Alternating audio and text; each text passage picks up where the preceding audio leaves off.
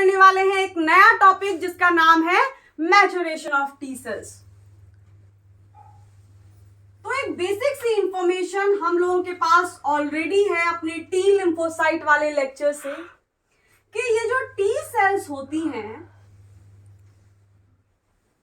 इन T cells का production होता है बोन मैरो के अंदर। लेकिन प्रोडक्शन तो बोन मैरो के अंदर हो जाता है, जब बात मैच्योरेशन की आती है तो मैच्योरेशन के वक्त जो चीजें चाहिए, जो सुविधाएं चाहिए, या फिर जो स्टेप्स चाहिए, या फिर जो एंजाइम्स चाहिए, जो मॉलिक्यूल्स चाहिए, वो उस बोन मैरो के अंदर प्रेजेंट नहीं होते हैं। तो जब सुविधाएं एक जगह पर नहीं होती हैं तो कोई भी इंडिविजुअल क्या करता है, वो दूसरी साइड पर मूव करता है। तो उसी तरीके से जब इन टी सेल्स को बोन मैरो के अंदर वो सुविधाएं नहीं मिलती जो मैच्योरेशन के लिए जरूरी हैं, तो ये टी सेल्स क्या करती हैं, उस जगह को छोड़ती हैं और अपने आप की अपने फर्दर डेवलपमेंट के लिए, अपने फर्दर ग्रोथ के लिए ये एक दूसरी साइट पर मूव कर जाती हैं, जिसे हम नाम देते हैं थाइमस। तो इस चीज से आप लोगों के पास दो इंफॉर्मेशन आ ही गई, और वो दो इंफॉर्मेशन क्या है कि जो टी सेल्स हैं इनका मैच्योरेशन थाइमस के अंदर होता है। तो ये बात लिखो कि जो टी सेल्स हैं इनका मैच्योरेशन होता है थाइमस के अंदर।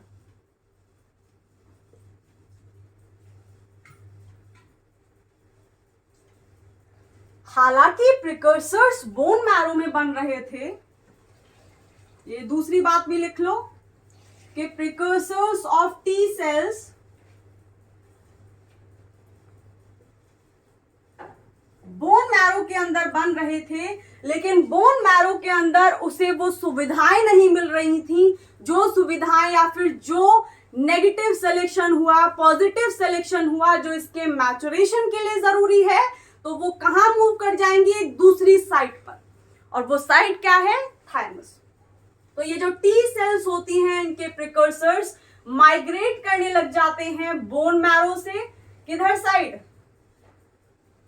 फ्रॉम बोन मैरो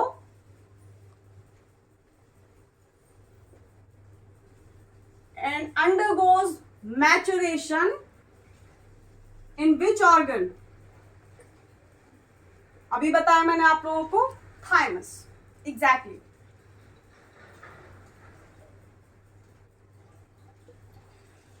तो ये चीजें समझने में आई।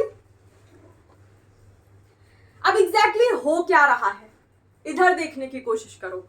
एग्जैक्टली मैच्योरेशन जो होता है इन टी सेल्स का थाइमस के अंदर, उसमें कौन कौन से स्टेप्स होते हैं, या फिर कौन कौन से मॉलिक्यूल्स का एडिशन होता है, कौन कौन से जो मॉलिक्यूल्स होते हैं वो एलिमिनेट होते हैं, वो चीजें देखो इधर। तो स्टार्ट करते हैं एक फ्लो चार्ट की हेल्प से, यानी एक डायग्राम की हेल्प से, देन हम उसको डिटेल में पढ़ेंगे। तो मान लो ये हमारा बोन मैरो है,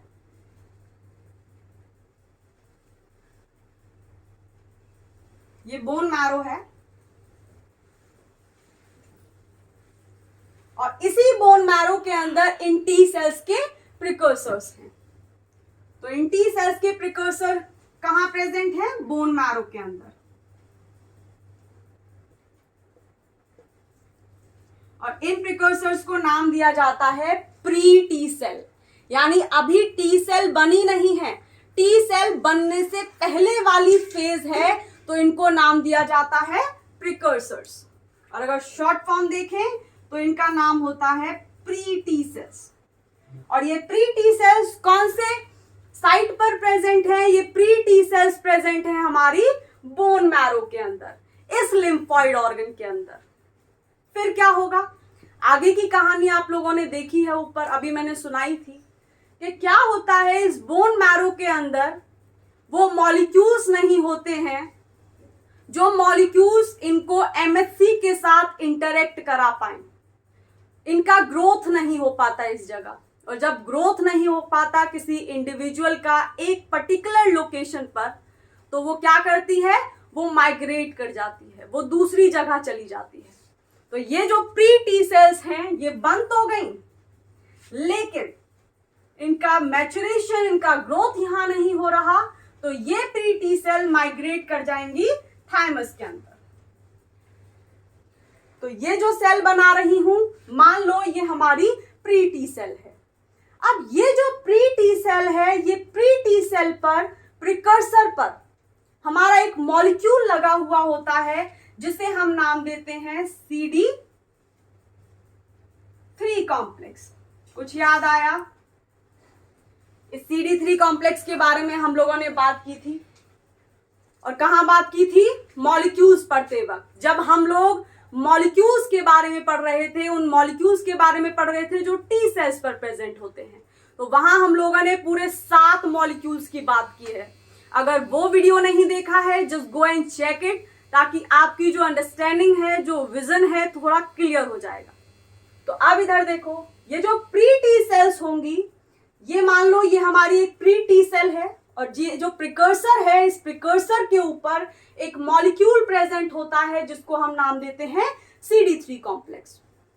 और ये जो CD3 कॉम्प्लेक्स है, ये क्या होता है?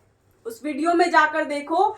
ये CD3 कॉम्प्लेक्स हमारा 6 पॉलीपेप्टाइड की चेन होती है, और ये जो 6 पॉलीपेप्टाइड की चेन होती है, क्योंकि हमारा TCR की पूंछ छोटी होती है, वो उस एंटीजन प्रेजेंटिंग सेल के न्यूक्लियस को जगा नहीं पाती, तो ये CD3 कॉम्प्लेक्स का काम होता है।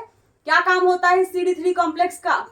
कि इसकी पूंछ लंबी होती है, जो काम TCR नहीं कर पा रहा था इस टी सेल का, या फिर किसी भी टी सेल का, वो काम ये CD3 कॉम्प्लेक्स करता है। यानी न्यूक्लियस को जगाना, न्यूक्लियस तक सिग्नल देके आना कि पैथोजन बॉडी में घुस चुका है। तो आ रही है चीजें समझ में? चेन कौन कौन सी थी ये भी उसी वीडियो में पता चलेगा। लाइक मैं बोल देती हूं, जीटा चेन थी, म्यू चेन थी, और जाकर के उस वीडियो में चेक करो। 6 पॉलीपेप्टाइड की चेन थी, ईटा चेन थी। अब क्या होगा? इस प्री टी सेल के पास, इस बोन मैरो के अंदर जब ये थी, सिर्फ एक कॉम्प्लेक्स था, लेकिन हम लोगों को पता है कि ये जो टी सेल है, ये टी सेल 2 तरीके की सेल में कन्वर्ट होती है। बाद में जाकर के ये टी सेल 2 तरीके की सेल्स में बदल जाती हैं। कुछ सेल्स बन जाती हैं टी हेल्पर सेल, और कुछ सेल बन जाती हैं साइटोटॉक्सिक किलर सेल, यानी टीसी सेल्स। और ये जो हमारी हेल्पर टी सेल होती है, इसका पैथोजन के साथ डील करने का तरीका अलग होता है, और साइटोटॉक्सिक किलर सेल का पैथोजन के साथ डील करने का तरीका बिल्कुल अलग होता है। कैसे होता है वो भी हम लोग डिस्कस कर चुके हैं। Go and check the video जिसमें हम लोग एंडोसाइटिक पाथवे और साइटोसोलिक पाथवे पढ़े हैं। ठीक है, तो हमारी जो साइटोटॉक्सिक किलर सेल होती है, ये टारगेट सेल किलिंग करती है, लेकिन जो हेल्पर टी सेल है, हेल्पर जैसा कि नाम ही शो कर रहा है, इसको हेल्प की जरूरत होती है।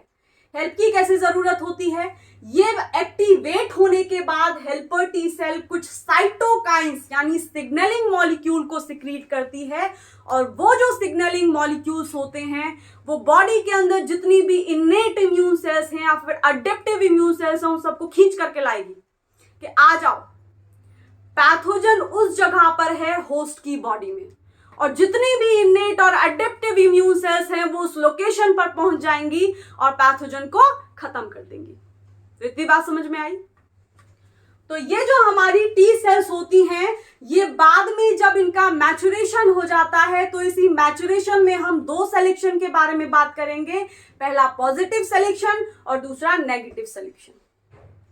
तो उसी के अंतर्गत ये टी सेल, कुछ सेल्स हमारी हेल्पर टी सेल में कन्वर्ट हो जाती है और कुछ सेल दूसरे टाइप में कन्वर्ट हो जाती हैं, जिसको हम साइटोटॉक्सिक किलर सेल नाम देते हैं। तो देखो कैसे होगा, आगे की कथा सुनो। तो भाई अब क्या होगा कि जो CD3 कॉम्प्लेक्स है, ये प्री टी सेल पर प्रेजेंट है, और हम लोगों ने एक चीज देखी थी कि ये जो हमारी साइटोटॉक्सिक किलर सेल होती है, इस साइटोटॉक्सिक किलर सेल के ऊपर एक को रिसेप्टर प्रेजेंट होता है। उस को रिसेप्टर को हम क्या नाम दे रहे थे? याद करके मुझे बताओ। उस को रिसेप्टर को हम नाम दे रहे थे CD8 मॉलिक्यूल। और वहीं अगर हम बात करें अपनी दूसरी सेल की, जिसको हम हेल्पर टी सेल के नाम से जानते हैं, उसके ऊपर एक अलग ही को रिसेप्टर प्रेजेंट होता है, जिसको हम नाम देते हैं CD4। अब यहां से बात बनेगी आगे, यानी कि अभी ये जो प्री टी सेल है, अभी नई नई बोन मैरो से शिफ्ट हुई है एक नई लोकेशन पर। कहां पर शिफ्ट हो गई है? थाइमस के अंदर। और जब ये थाइमस के अंदर प्रेजेंट है, इधर देखते रहो, ये कहां आ गई है बोन मैरो से? थाइमस के अंदर। अब ये थाइमस के अंदर तो है, लेकिन थाइमस के अंदर ना तो इसके पास CD8 मॉलिक्यूल है अभी, जिसके लिए ये आई थी, और ना है इसके पास CD4 मॉलिक्यूल। इसका मतलब है कि अभी ये सिंगल है। तो नाम दे देते हैं इसको double D for double negative cell. Double negative cell का मतलब है यहां पर कि ना तो इसके पास CD8 मॉलिक्यूल है, ना इसके पास CD4 है। और जैसे ही इसके पास, जिस सेल के पास CD8 को रिसेप्टर आ जाएगा, वो सेल हमारी कन्वर्ट हो जाएगी TC सेल में, मतलब साइटोटॉक्सिक किलर सेल में। और जिन टी सेल के पास CD4 को रिसेप्टर आ जाएगा, देख रहे हैं हम किस तरीके से आएगा, वो हमारी कन्वर्ट हो जाएगी हेल्पर टी सेल में। ठीक है, लेकिन अभी क्योंकि इस प्री टी सेल के पास थाइमस में नई नई शिफ्ट हुई है, अभी इसके पास कोई सा भी को रिसेप्टर नहीं है, ना CD8 मॉलिक्यूल है और ना CD4 मॉलिक्यूल है, इसलिए हम इसको नाम दे रहे हैं डबल नेगेटिव सेल। तो इधर देखो, डबल नेगेटिव क्यों बोल रहे हैं? क्योंकि इसके पास ना तो CD8 मॉलिक्यूल है, नेगेटिव और पॉजिटिव डिनोट करते हैं इस केस में प्रेजेंस और एब्सेंस को। तो अभी क्योंकि CD8 मॉलिक्यूल नहीं है, तो यहां पर हमने नेगेटिव साइन दिया है। आगे देखो, और ना ही है इसके पास दूसरा को रिसेप्टर। तो अभी है ये सिंगल, और इनका पर्पस है बोन मैरो से, इस तरीके से समझने की कोशिश करो, बोन मैरो के अंदर इसके पास कोई डेट करने के लिए पार्टनर नहीं मिल रहा था, और इसको पता है कि थाइमस के अंदर मेरे को एक पार्टनर मिल जाएगा। तो ये टी सेल उस पार्टनर को ढूंढने के लिए आई है, ताकि ये अपनी लाइफ में आगे बढ़ सके, मतलब अपनी लाइफ को आगे बढ़ा सके। अभी होगा क्या देखो। लेकिन अभी नई नई आई है, तो थाइमस के अंदर भी अभी इसके पास कोई भी को रिसेप्टर, मतलब इसके पास कोई भी डेट करने के लिए इसको पार्टनर नहीं मिला है। अब क्या करेगी ये?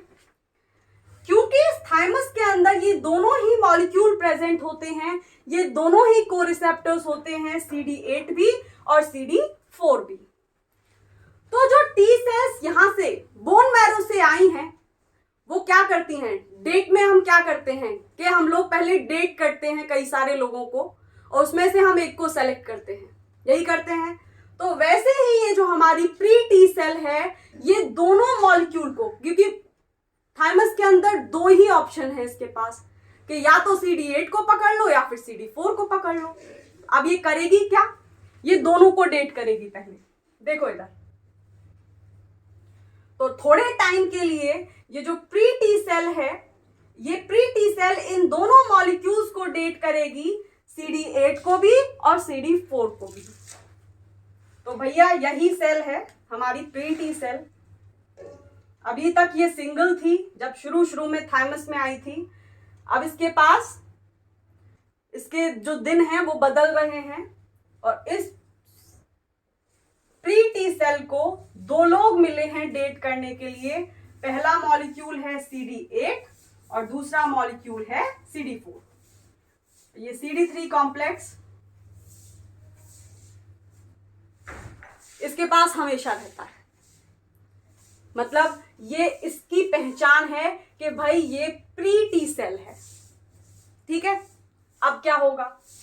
अब क्योंकि इसके पास ये दोनों ही मॉलिक्यूल आ गए, ये दो लोगों को डेट कर रही है, तो अब ये नेगेटिव से कैसी हो जाएगी? पॉजिटिव। और पॉजिटिव भी कैसी हो जाएगी?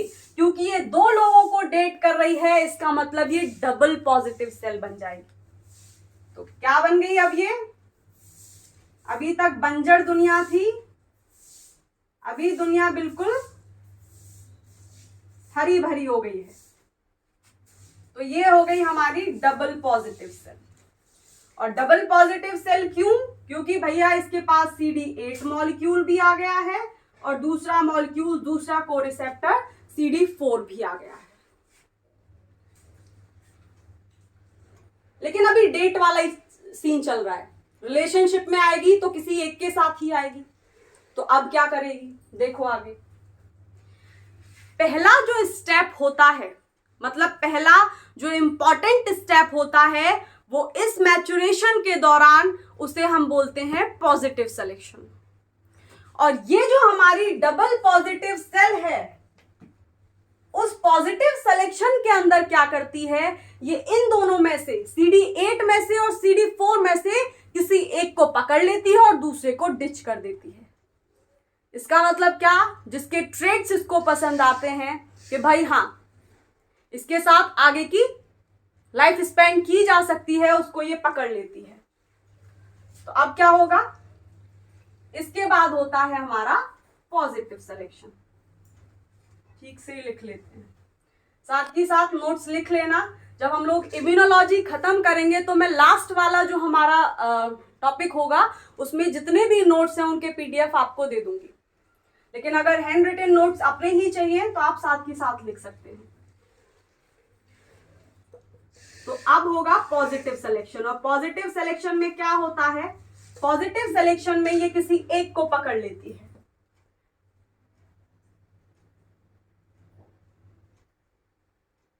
ठीक है। पॉजिटिव सिलेक्शन के बाद, क्योंकि पॉजिटिव सिलेक्शन में ये जो डबल पॉजिटिव सेल थी, जो अब अभी कुछ टाइम पहले तक सिंगल थी, ये अब आ गई रिलेशनशिप में पॉजिटिव सिलेक्शन के अंदर। अब जब कोई रिलेशनशिप में आता है तो उसकी जो लाइफ होती है उसमें कई सारे चेंजेस आते हैं, कई सारे ऑल्टरेशंस आते हैं। तो दूसरा जो मेजर स्टेप होता है इस टी सेल की लाइफ में, वो होता है नेगेटिव सिलेक्शन, जो कि इस पॉजिटिव सिलेक्शन के तुरंत बाद होता है। अब होंगे कैसे ये पॉजिटिव सिलेक्शन और नेगेटिव सिलेक्शन, इसको हम डिटेल में पढ़ने वाले हैं। पहले देख लो एक फ्लो चार्ट की हेल्प से कि होगा क्या। तो इसके बाद होगा नेगेटिव सिलेक्शन।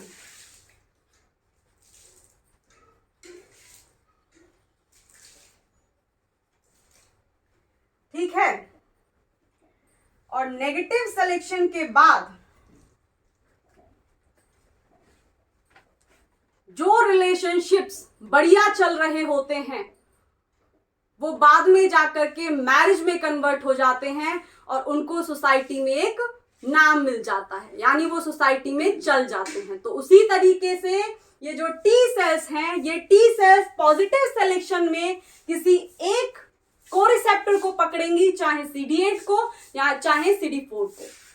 और इस नेगेटिव सिलेक्शन के अंदर क्या होगा कि रिलेशनशिप में आने के बाद ये जो टी सेल्स हैं इनके पास कुछ चेंजेस आ जाएंगे और फिर ये देखा जाएगा कि ये जो चेंजेस हैं कहीं अपने ही पेप्टाइड को तो नुकसान नहीं पहुंचा रहे हैं, यानी अपने ही दोस्तों को तो नुकसान नहीं पहुंचा रहे हैं जो चेंजेस आए हैं रिलेशनशिप में आने के बाद। तो ये होगा नेगेटिव सिलेक्शन के अंदर।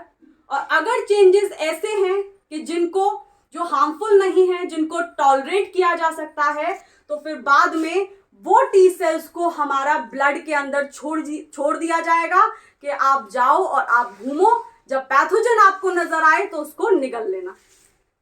ठीक है, आ रही है चीजें समझने में। तो अब क्या होगा, इस नेगेटिव सिलेक्शन के बाद एक लास्ट चीज होगी और वो लास्ट स्टेप होगा कि जो हमारी सेल्स ठीक होंगी उन सेल्स को ब्लड में और लिम्फ में एंट्री मिल जाएगी।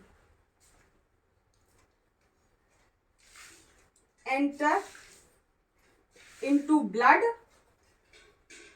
And lymph. तो ब्लड और लिम्फ में ये एंटर कर जाएंगे। आई इतनी बात समझने में कि क्या होने वाला है। तो अभी जो मेजर स्टेप है, यहां तक की कहानी तो बिल्कुल क्लियर हो गई होगी, क्रिस्टल क्लियर। कि भैया क्या हो रहा था यहाँ, अभी तक डबल नेगेटिव थी, ना तो CD8 के दर्शन हो रहे थे ना CD4 के, लेकिन कुछ टाइम बाद दिन बदले और दोनों ही मॉलिक्यूल्स डेट करने को मिल गए, CD8 भी CD4 भी। और जब दोनों मॉलिक्यूल्स डेट करने को मिल गए तो फिर ये बन गई डबल पॉजिटिव सेल्स, अभी तक डबल नेगेटिव सेल्स थी। तो ये जो पॉजिटिव और नेगेटिव साइन यहाँ पर इंडिकेट करते हैं, ये सिर्फ प्रेजेंस और एब्सेंस को इंडिकेट करते हैं और कुछ भी नहीं है इनका मतलब। उसके बाद दो मेजर स्टेप्स हुए हैं इस मैचुरेशन के अंदर, और वो क्या है, पहला है हमारा ये पॉजिटिव सिलेक्शन और दूसरा मेजर स्टेप था भैया नेगेटिव सिलेक्शन। उसके बाद जो ठीक होंगे उनको तो ब्लड और लिम्फेंट्री मिल ही जाएगी, जो ठीक से काम करेंगी, जो ये लगेगा कि हाँ भैया ठीक है, वो सोसाइटी में कम्युनिटी में ऐसे ही घूमेंगी शादी के बाद। तो अब देखो क्या होगा। तो पहले बात कर लेते हैं इस पॉजिटिव सिलेक्शन की, then we'll move towards negative selection, ठीक है। लेकिन अगर आप लोगों ने वो पीछे वाले वीडियोस नहीं देखे हैं टी लिम्फोसाइट्स वाले, अगर आप लोग टी लिम्फोसाइट से शुरू कर रहे हैं then just go and check them, क्योंकि you'll have a better understanding। एक बेटर अंडरस्टैंडिंग तभी डेवलप होती है जब स्टार्टिंग से स्टार्ट कर रहे हो, जब नींव जो है वो बढ़िया डेवलप हो रही हो, तभी एक बेटर अंडरस्टैंडिंग भी डेवलप हो पाती है। तो if you have not seen them, just go and check them, आपको अच्छे से समझने में आएगा। क्योंकि ऑलरेडी ये चीज़ें हम डिस्कस कर चुके हैं मॉलिक्यूल्स के बारे में, 7 मॉलिक्यूल्स हम डिस्कस किए थे, वहाँ पे आपको ये CD3 कॉम्प्लेक्स भी मिल जाएगा। इसके बारे में हम लोगों ने वहाँ पे डिटेल में बात की है, इसका काम क्या होता है। क्योंकि TCR की पूंछ छोटी होती है और इसकी पूंछ लंबी होती है, तो जो काम TCR नहीं करता है वो काम ये करती है। क्योंकि इसकी साइटोसोलिक, TCR की साइटोसोलिक टेल छोटी होती है और इसकी पूंछ साइटोसोलिक टेल लंबी होती है, तो सिग्नल आसानी से ये न्यूक्लियस तक ट्रांसमिट कर देती है, ठीक है। तो अभी टॉपिक से नहीं भटकते हैं, आज मैच्योरेशन ऑफ टी सेल्स पढ़ना है। लिंक अगर आप लोगों को चाहिए तो मैं डिस्क्रिप्शन में दे दूंगी, if you want to see them then you can, right. तो फिलहाल हम पहले मेजर स्टेप को पकड़ लेते हैं, पॉजिटिव सिलेक्शन। आप भाई रिलेशनशिप में आए हैं तो क्या क्या होगा, वो कौन कौन से चेंजेस हैं जिन्हें टॉलरेट किया जाएगा और नहीं किया जाएगा। तो आगे देखते चलो कहानी कैसे चल रही है।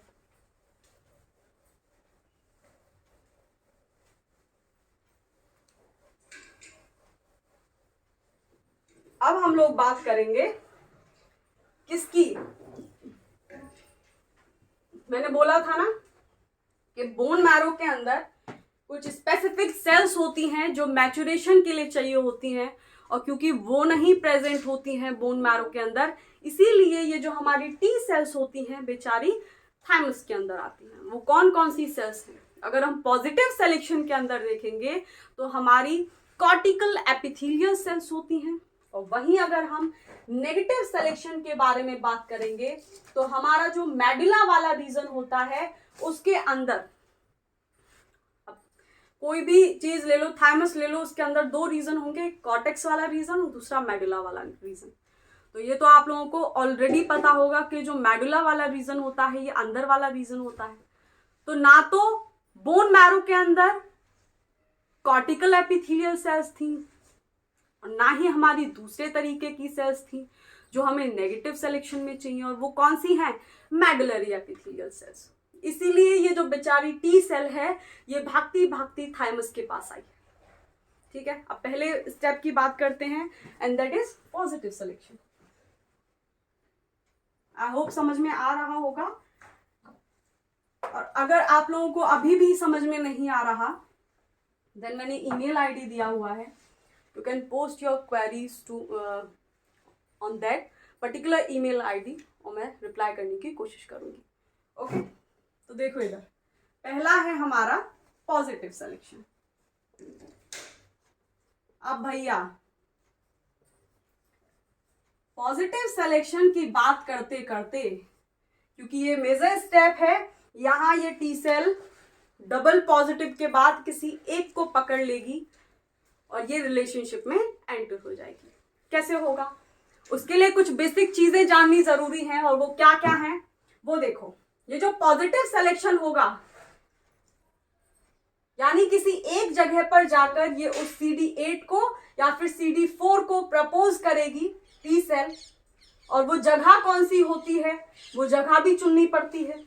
तो यहां पर जो पॉजिटिव सिलेक्शन के अंदर टी सेल जगह चुनती है प्रपोज करने के लिए CD8 या फिर CD4 मॉलिक्यूल को, वो जगह होती है हमारी कौन सी, कॉर्टेक्स वाला रीजन। यानी थाइमस का कॉर्टेक्स वाले रीजन में ये टी सेल उन मॉलिक्यूल्स में से किसी एक को प्रपोज करेगी। How it is going to happen, see it. तो ये बात पहले लिखो। तो ये जो पॉजिटिव सिलेक्शन होता है, it occur in cortex region of which lymphoid organ, thymus, exactly. ठीक है। और कॉर्टेक्स के अंदर भी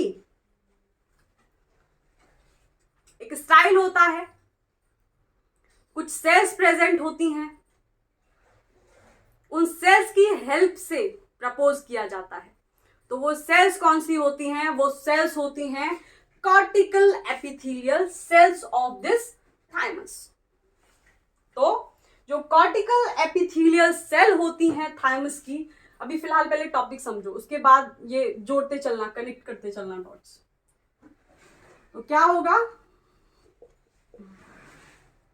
कि जो कॉर्टिकल एपिथेलियल सेल्स होंगी, एपिथेलियल सेल्स, ये cortical epithelial cells of this thymus क्या करेंगी, ये MSC1 और MSC2 ग्लाइकोप्रोटीन को एक्सप्रेस करती हैं।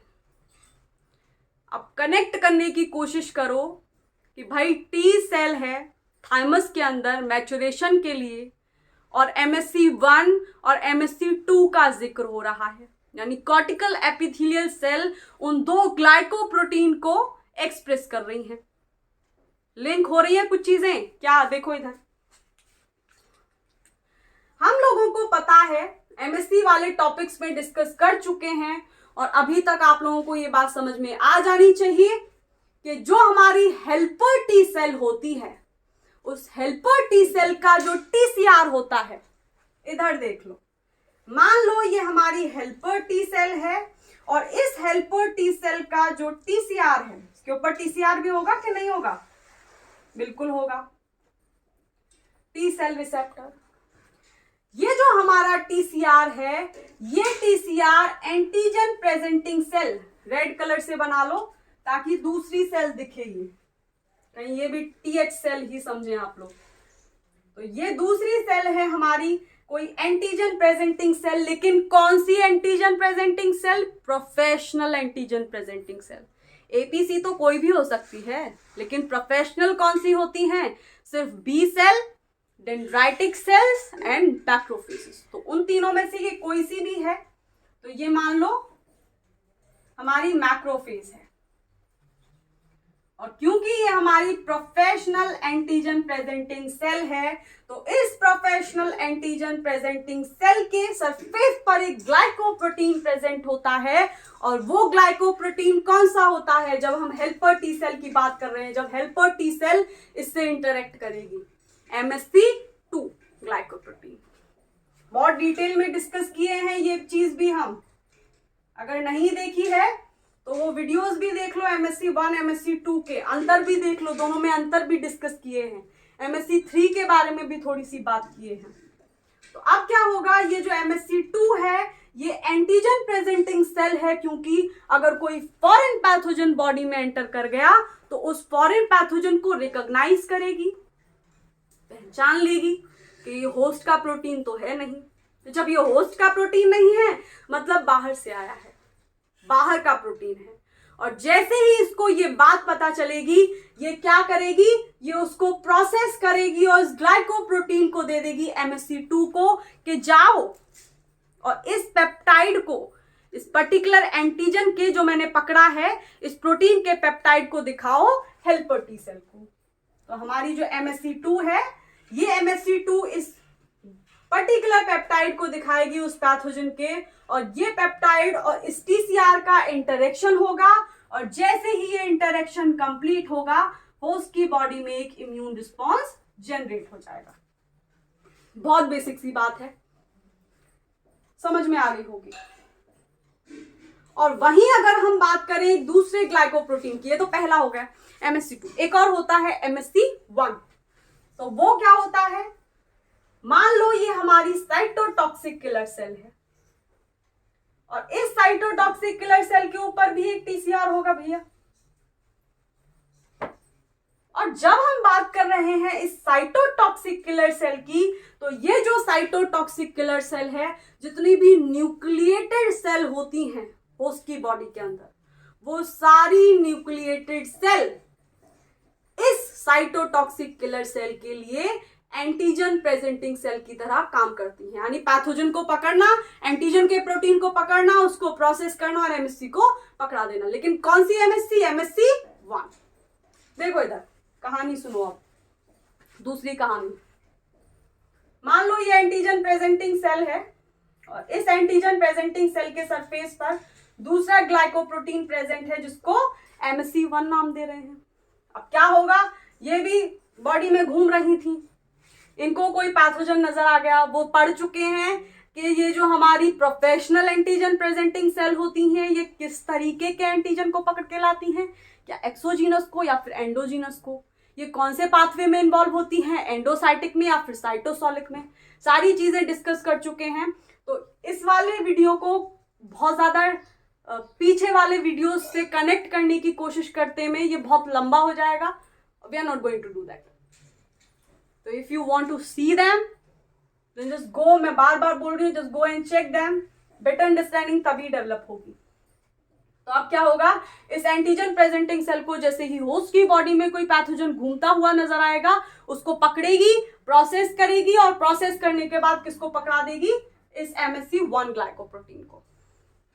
और इन MSC का सिर्फ एक ही काम होता है, उस पेप्टाइड को पकड़ के हेल्पर टी सेल के TCR को दिखाना, या फिर साइटोटॉक्सिक किलर सेल के TCR को दिखाना।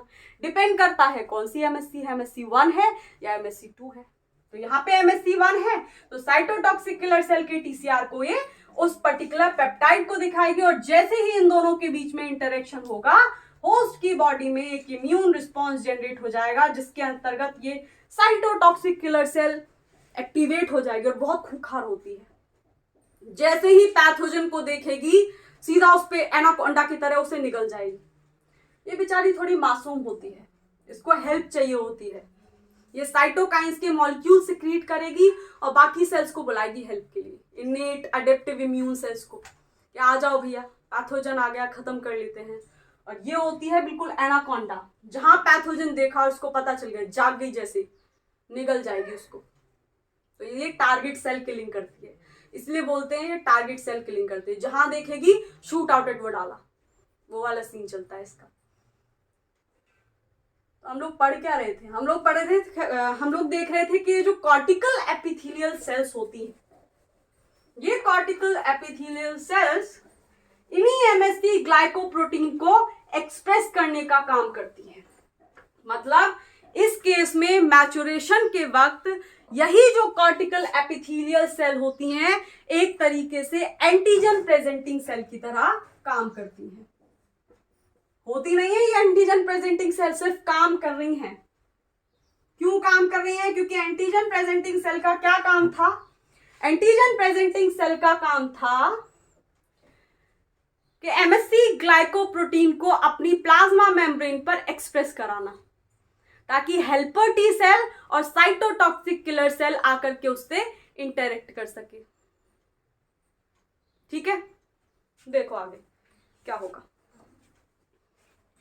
तो यहां पे ये जगह हमारी वैसे ही कम है,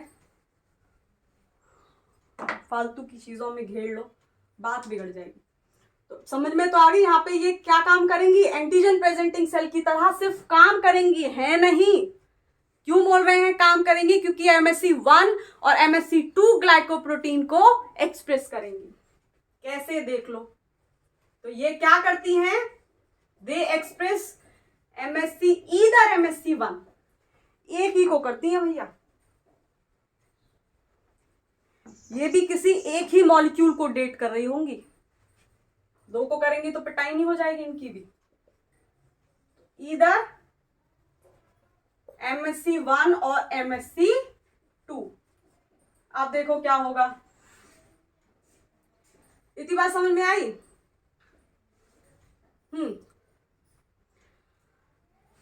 तो अब क्या होगा, आगे की कहानी कैसे होगी? अब क्या देखा था लास्ट वाले स्टेप में, यहां पर जो लिखा हुआ था कि यहां पर सेल डबल पॉजिटिव सेल बन जाती है, और डबल पॉजिटिव सेल का मतलब क्या होता है कि उसके पास दोनों मॉलिक्यूल्स को वो डेट कर रही थी, CD8 को भी और CD4 को भी, लेकिन अब उसको किसी एक को ही पकड़ना पड़ेगा, चाहे तो CD8 को पकड़ लो चाहे CD4 को पकड़ लो। तो वो होगा कैसे, वो करवाएंगी ये कॉर्टिकल एपिथेलियल सेल्स, इन पे प्रेजेंट ये जो हमारे MsC1 है और MsC2 है। देख लो कैसे होगा। तो एक और चीज लिख लो पहले, और वो क्या है कि जो हमारी डबल पॉजिटिव T सेल्स थी वो इंटरेक्ट करेंगी या फिर इस पहले MsC1 के साथ या इस MsC2 के साथ, किसी एक के साथ इंटरेक्ट करेंगी। मतलब इन दोनों में से कोई एक उसका दोस्त होगा इस डबल पॉजिटिव टी सेल का, और दोस्त से ये सलाह लेंगी कि भाई किसको पकड़ूं, कैरेक्टर ट्रेट्स बताएंगी, उसके कैरेक्टरिस्टिक्स बताएंगी कि भाई इसके अंदर ये वाले ट्रेट्स हैं, इसके अंदर ये वाले ट्रेट्स हैं, क्योंकि दोस्त बहुत अच्छे से जानते हैं अपने दोस्त को। तो ये दोस्त जो है इसको एडवाइस देगा कि भाई देख ले, और इसको एक सही रास्ते से होते हुए किसी एक मॉलिक्यूल को पकड़ा देगा और रिलेशनशिप में एंटर करा देगा। कैसे हो रहा है? तो ये जो डबल पॉजिटिव टी सेल हैं, समझ में आई? MsC1 और MsC2 क्या है इस डबल पॉजिटिव टी सेल की? दोस्त हैं। तो अब हो रहा है कि ये जो डबल पॉजिटिव टी सेल्स हैं ये इंटरेक्ट करेंगी ईदर विद MsC1 और MsC2, कोई एक ही दोस्त होगा इसका, ठीक है?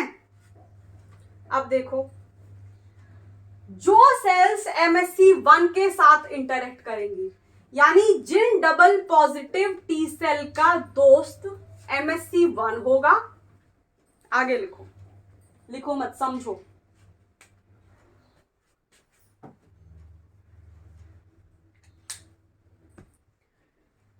तो क्या होगा, जो डबल पॉजिटिव टी सेल इस MsC1 के साथ इंटरेक्ट करेंगी, दोज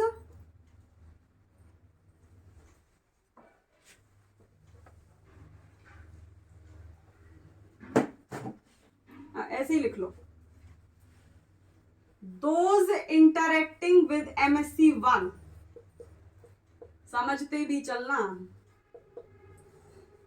मतलब कि जो MsC1 के साथ इंटरेक्ट करेंगी वो वाली सेल हमारी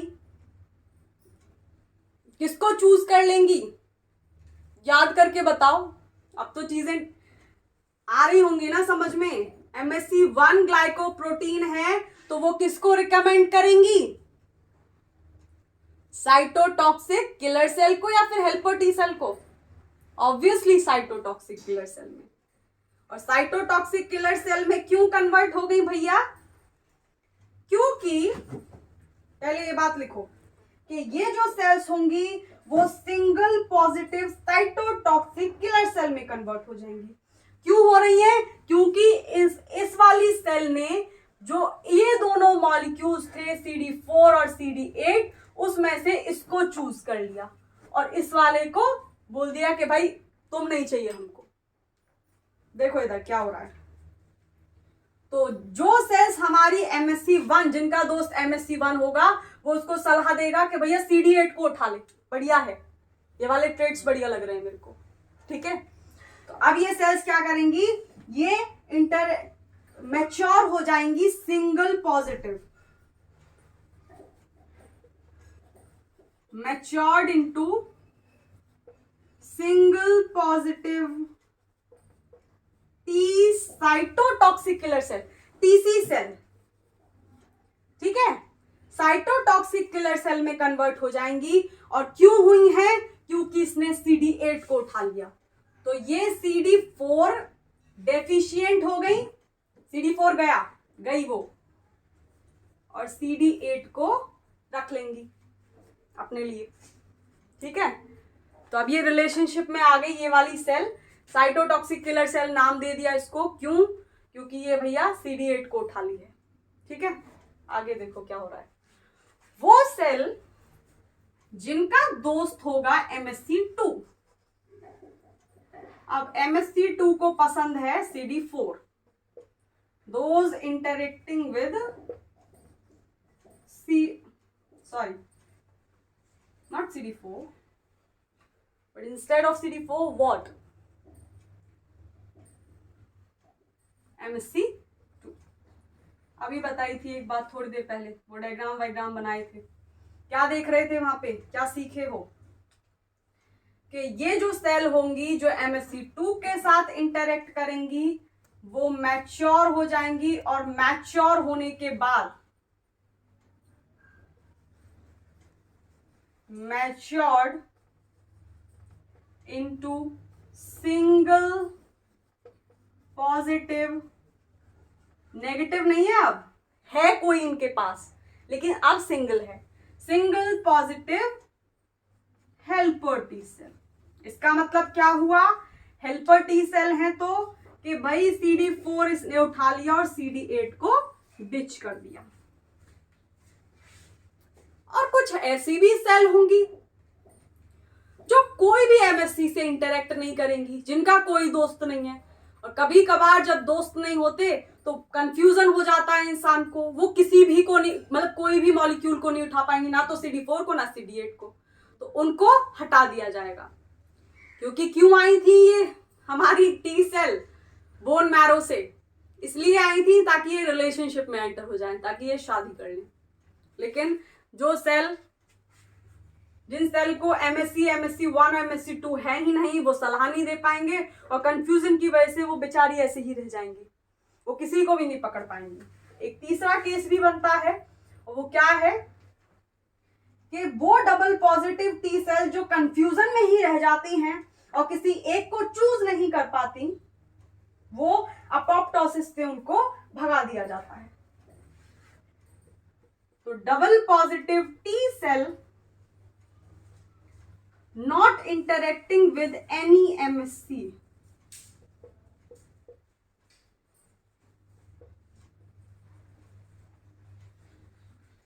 ना तो भैया MSC1 ना MSC2, उनको क्या किया जाएगा? They will be removed by, obviously by apoptosis। apoptosis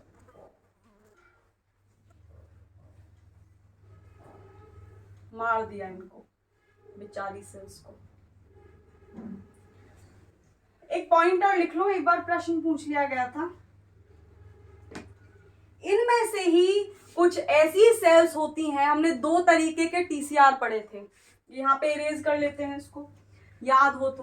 कौन कौन से TCRs थे, याद करके बताओ। 2 तरीके के TCR पढ़े हैं हम लोगों ने, इससे 2-3 वीडियो पीछे ही। क्या पढ़ा है कि जो टी सेल के ऊपर TCR होते हैं, टी सेल रिसेप्टर, ये भी 2 तरीके के होते हैं। पहले हमारे अल्फा बीटा TCR और दूसरे होते हैं गामा डेल्टा TCR। स्ट्रक्चर सब पढ़े हैं हम लोग, नहीं देखे हैं तो चेक देम एज वेल। अब क्या होगा, इस वाले TCR के लिए ये रूल अप्लाई नहीं होता, इन वाले TCR के लिए होता है। जिन सेल के पास ये वाला TCR होता है, डेल्टा गामा TCR, उनको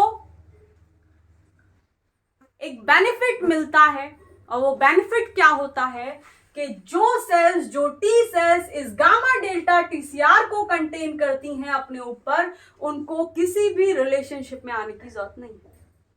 अगर वो किसी भी मॉलिक्यूल को चूज ना करें, सिंगल रहना चाहें, तो उनको अपोप्टोसिस से मारा नहीं जाता, बल्कि उनको अलाउ कर दिया जाता है कि जाओ ब्लड और लिम्फ में जाकर के घूमो।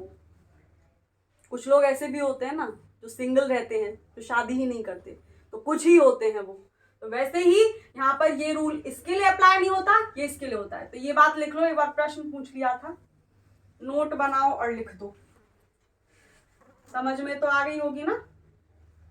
डेल्टा गामा जो हमारी टी सेल्स होती हैं, कुछ ही, सबको नहीं, ये वाली जो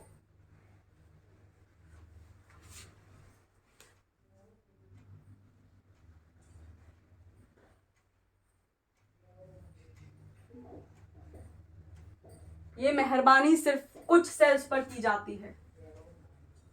सम gamma delta T cells are allowed to enter into blood and lymph। ठीक है, तो some cells which contain this specific kind of TCR known as gamma delta TCR, they are allowed to enter into blood and lymph। ठीक है, लेकिन कुछ पर ही ये मेहरबानी होती है। तो ये हो गई हमारी एक और इंपॉर्टेंट पॉइंट है कि ये जो हमारा पॉजिटिव सिलेक्शन होता है, इस पॉजिटिव सिलेक्शन के अंदर, ये वाली बात भी लिख लो, पॉजिटिव सिलेक्शन के अंदर ये जो हमारी टी सेल्स होती हैं, ये MSC रेस्ट्रिक्टेड हो जाती हैं। यानी किसी एक मॉलिक्यूल को, ज्यादातर सेल को, ज्यादातर अल्फा बीटा TCR वाली सेल्स को किसी एक मॉलिक्यूल को चूज ही करना पड़ता है। तो इधर ही चलो, इसके बाद दूसरा पॉइंट लिखो, इन पॉजिटिव सिलेक्शन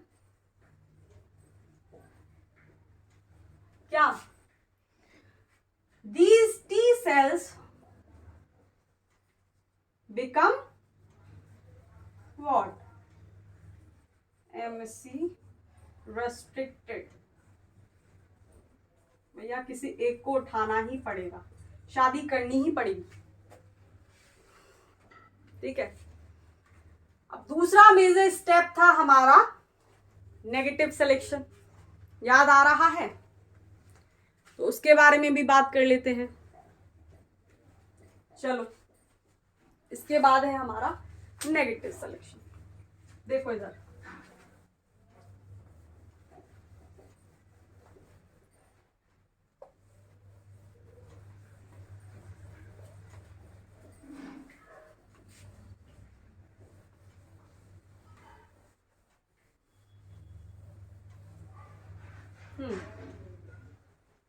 अब बात कर रहे हैं नेगेटिव सिलेक्शन की। ये दूसरा मेजर स्टेप है। भाई रिलेशनशिप में आने के बाद लोगों में चेंजेस आते हैं, ऑल्टरेशंस आते हैं।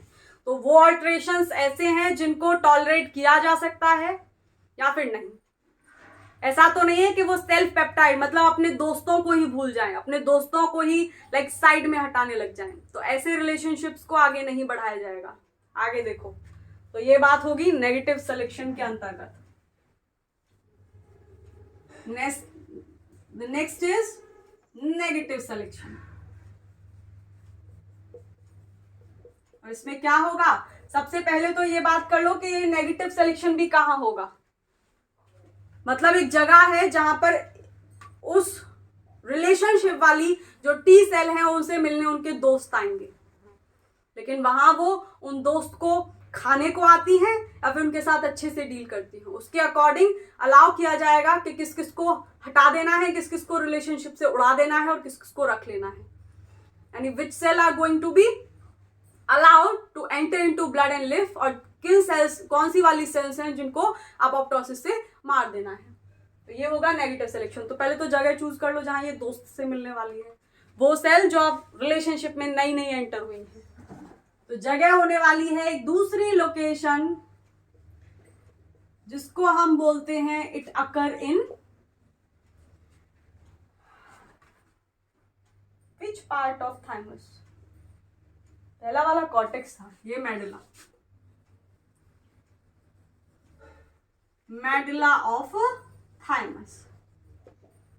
दूसरी बात क्या है कि मेडुला के अंदर भी स्पेसिफिक तरीके की सेल्स होती हैं जिनको हम नाम देते हैं मेडुलरी एपिथेलियल सेल्स, और वही medullary epithelial cells self peptide को दिखाती हैं, यानी वही इन वाली जो नई सेल्स हैं जो अभी अभी रिलेशनशिप में आई हैं टी सेल्स, उनको दोस्तों से मिलवाती हैं। और कौन से दोस्त? अपने सेल्फ पेप्टाइड, अपने होस्ट की बॉडी के पेप्टाइड। तो ये जो मेडुलरी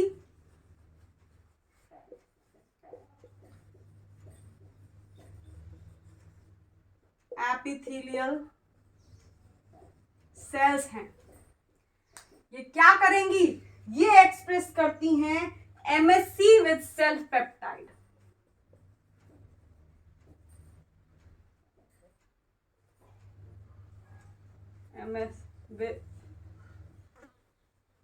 एमएससी, क्योंकि पेप्टाइड ऐसे ही कभी प्रेजेंट नहीं होते हैं। पेप्टाइड को प्रेजेंट करने के लिए we always need glycoproteins. Either it can be MSC1 और MSC2, डिपेंड करता है सेल कौन से वाली है, साइटोटॉक्सिक किलर सेल है या फिर हेल्पर टी सेल है। आगे देखो, तो express MSc with self peptide. Self peptide से क्या मतलब है? सेल्फ पेप्टाइड है अपने दोस्त, तो ये है भैया अपने दोस्त, यानी अपने होस्ट के प्रोटीन्स। ऐसा तो नहीं है ये टी सेल उन मॉलिक्यूल्स को लेने के बाद, यानी उन मॉलिक्यूल CD8 या CD4 को रिलेशनशिप में उनके साथ आने के बाद अपने ही होस्ट के प्रोटीन को मारना शुरू कर दें। ऐसा तो नहीं हो रहा है। अगर ऐसा हो रहा है तो ऐसी सेल्स को तो भैया they are auto tolerant, remove होनी पड़ेंगी। क्या होगा इसके बाद? देखो, हटाओ इस दोस्त को। दो केस बनते हैं यहां पर, और वो क्या है? जो टी सेल्स, वही रिलेशनशिप वाली, जो T cells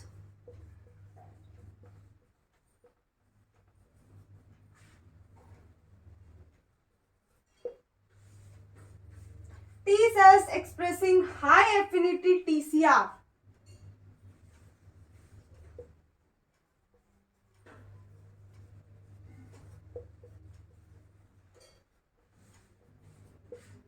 with self peptide या फिर against self peptide लिखो, this much better, against self peptide। इनका क्या होगा? या फिर एक दूसरा केस बनता है, और वो दूसरा केस कौन सा है? कुछ ऐसी भी टी सेल्स होंगी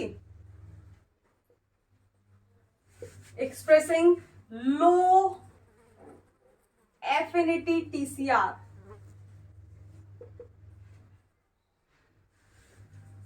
अगेंस्ट व्हाट? Self peptide. अब दो केस हैं, देख लेते हैं इनको, डॉट्स को कनेक्ट कर लो।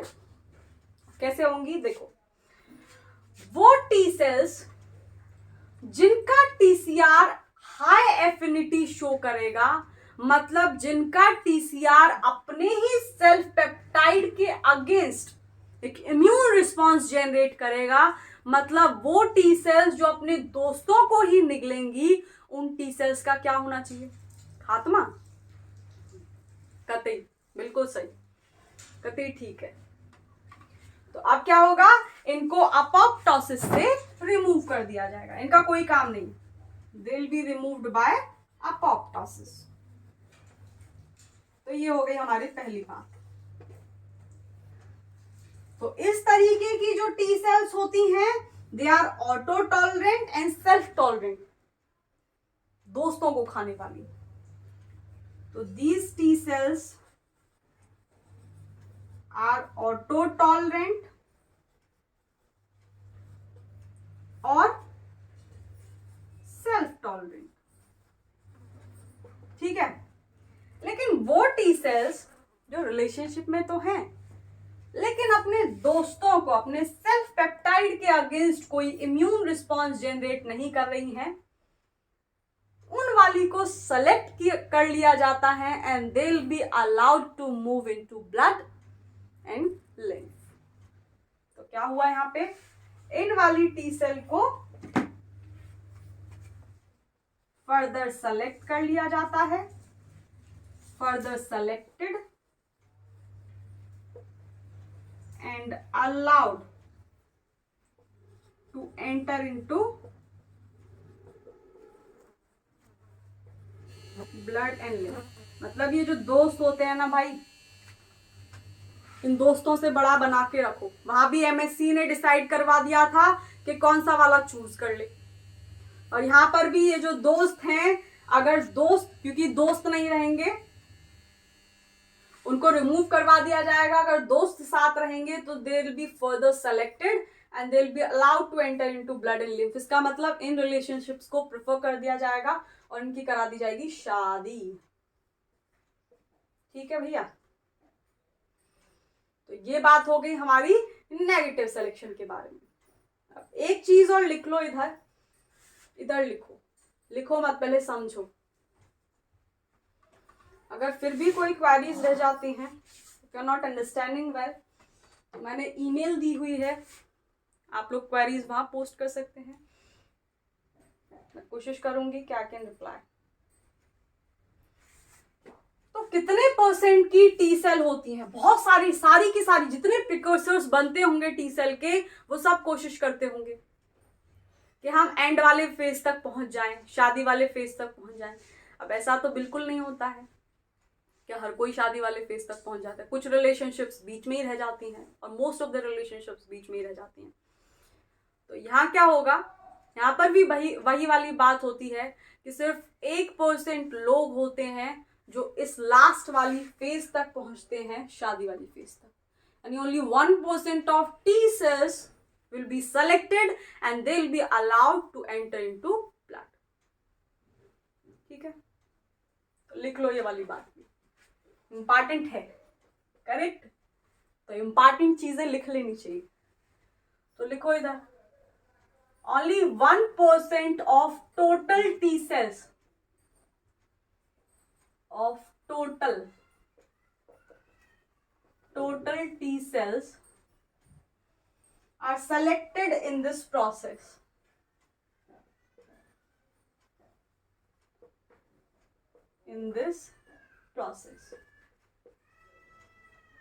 टोटल सिर्फ 1% सेल ही ब्लड के अंदर अलाउ की जाती हैं सर्कुलेट करने के लिए, और ये जो हमारी टी सेल्स होंगी 1%, यही रोले पाती हैं। रोले कैसे पाएंगी? यही वाली जो टी सेल्स होती हैं कंप्लीट होती हैं, और यही टी सेल्स होती हैं जो टी सेल्स अगर कोई फॉरेन मॉलिक्यूल इनको आके परेशान करने लग जाए तो ये क्या करेंगे? मारेंगे उसको। तो वैसे ही ये जो टी सेल्स सेलेक्ट की जाती हैं, ये कंप्लीट टी सेल्स होती हैं। उसमें से कुछ जो मेल होते हैं, यानी जो साइटोटॉक्सिक किलर सेल हैं, ये तो खतरनाक हैं, इन पर कोई वार करेगा ये तो सीधा टारगेट सेल किलिंग करती हैं। और इनको कोई पैथोजन, इनके घर में कोई घुसेगा, ये सीधा उसको गोली मार डालेंगे। लेकिन हेल्पर टी सेल का स्वभाव थोड़ा भोला होता है, वो हेल्प लेके काम करती हैं। तो आई होप आप लोगों को चीजें समझने में आई होंगी, ठीक है। तो इसी वाले लेक्चर को इधर ही खत्म करते हैं, और आगे वाले लेक्चर में हम लोग साइटोटॉक्सिक किलर सेल के बारे में पढ़ेंगे, और उसमें भी 2 पाथवेज के बारे में हम लोग डील कर रहे होंगे। जैसे हमारा पहला पाथवे होगा ग्रेनिजाइम एंड परफोरिन वाला पाथवे, और दूसरा वाला पाथवे वो जिसमें FADD डोमेन होता है, तो उसके बारे में हम लोग आगे वाले लेक्चर में बात करेंगे। और हाँ, अगर आप लोगों को कंटेंट ये पढ़ना लिखना पसंद आ रहा है, देन सब्सक्राइब कर लो चैनल को, ताकि वीडियोस आपके पास पहुंच जाए। एंड जो वीडियोस हैं उनको अपने फ्रेंड्स को भी शेयर कर दो, ताकि वो लोग भी हमारे साथ जुड़ जाएं और थोड़ी जो जर्नी है वो इंटरेस्टिंग हो जाए। ओके, तो इसी के साथ बाय।